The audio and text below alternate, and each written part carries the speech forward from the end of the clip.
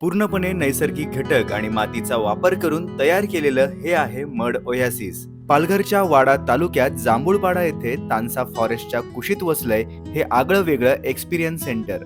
जे school of arts मधून शिक्षण घेतलेल्या आर्किटेक्ट प्रशांत आणि श्रिया दुपारे यांनी हा बांधलाय.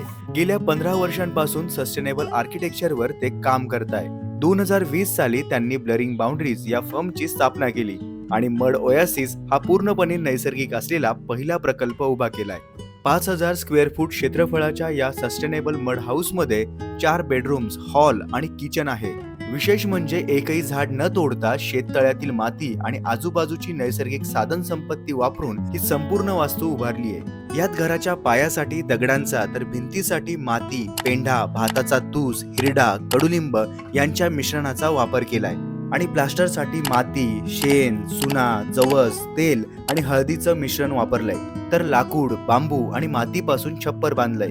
जुन्या स्क्रॅप बाटल्या, गाड्यांची चाकं, रिसायकल्ड काचा यांचा वापर खिडक्यांसाठी केलाय. याशिवाय इंडियन पेटेंट स्टोन वापरून फ्लोरिंग करण्यात आली आहे.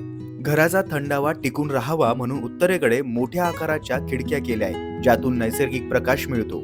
तर नैऋत्य दिशा जिथून प्रखर सूर्यप्रकाश येतो त्या बाजूला मातीच्या जाड भिंती केल्या आहे. आणि महत्वाचं म्हणजे प्रत्येक खोली, प्रत्येक भिंत, प्रत्येक कोपरा हा झाडांना जपत त्या मधल्या जागेत घडवलेला आहे. याशिवाय आजूबाजूला शेती, किचन गार्डन, फळझाडं आणि प्रचंड नैसर्गिक संपदा आहे. लोक इथे येऊन सस्टेनेबल जीवनशैलीचा अनुभव घेऊ शकतात.